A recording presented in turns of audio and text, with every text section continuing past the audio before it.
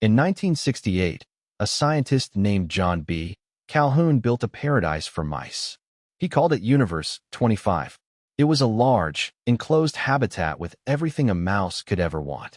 Unlimited food, unlimited water, clean bedding, no predators, no disease, no weather, no competition for resources. It was supposed to be a utopia. It became a nightmare. Calhoun placed 4 pairs of mice into this paradise and watched what happened. At first, everything went as expected. The mice bred. The population grew. By day 315, there were 620 mice living in comfort and safety. Then something went wrong. The population growth slowed. The mice began behaving strangely. The males stopped fighting for territory. They stopped trying to mate. They withdrew from social interaction entirely. They spent their time alone, grooming themselves obsessively, eating, sleeping, and nothing else. The females became aggressive. They attacked each other. They abandoned their young. Some stopped reproducing entirely. Others gave birth but refused to nurse. The birth rate plummeted. And then something unprecedented happened. The mice started dying. Not from starvation. Not from disease. Not from predation or violence. They died from something else entirely. Something Calhoun had never seen before in any animal population. They died from despair. He called the phenomenon behavioral sink. The idea that when every material need is met, when every survival pressure is removed, when life becomes so easy that there is nothing left to strive for, the will to live simply evaporates. The last mouse in Universe 25 died on day 1588. The paradise was empty, not because it had failed, but because it had succeeded too completely. And here is the part that should make you sit up straight. Calhoun repeated this experiment multiple times. Different designs, different sizes, different conditions. The result was always the same. Given unlimited resources and zero pressure, a population will grow, distort, and collapse. Every time. A 2017 analysis by Drive Edmund Ramsden at the University of Exeter confirmed that the behavioral sink pattern held across all variations. It did not matter how big the utopia was. It did not matter how optimized. The collapse was inevitable. Now, you might be thinking, that is sad for mice. But this is a channel about humans. Why are you telling me about mice? Because in 2023, a team of researchers at the University of Cambridge drew a direct line between Universe 25 and modern human society. Not literally. Not exactly. The parallel is not perfect. But the pattern is hauntingly familiar. Think about your life. You do not worry about food.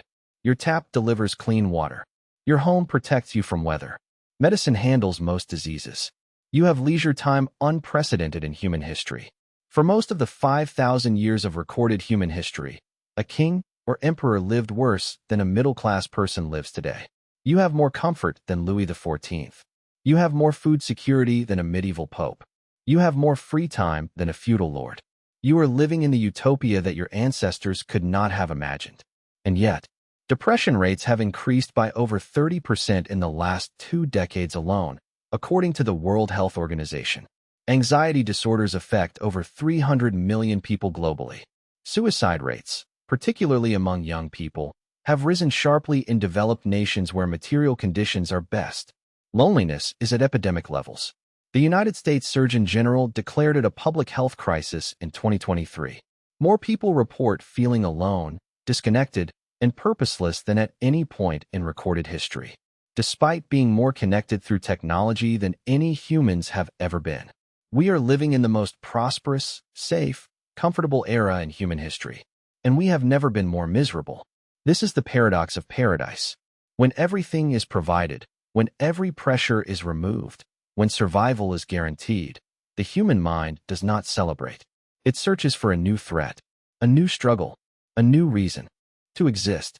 Because for 99.9% of human history, having a reason to exist was not optional. It was survival. You woke up and you found food, or you died. You maintained social bonds, or you were exiled and died. You contributed to the group, or you were cast out and died. Your brain was built for struggle, for striving, for the daily pressure of survival. Remove that pressure, and your brain does not relax. It panics. It creates artificial struggles. It invents problems. It spirals. A 2011 study published in Psychological Science showed that people who face no material hardship often experience the same psychological distress as people facing genuine poverty. The brain registers the absence of purpose as a threat, not a luxury. A threat. You are not designed for paradise. You are designed for the savannah, for the hunt, for the struggle, for the daily demand to find food, maintain alliances, protect your young, and earn your place in the group. Calhoun's mice stopped doing all of that, and so they stopped living.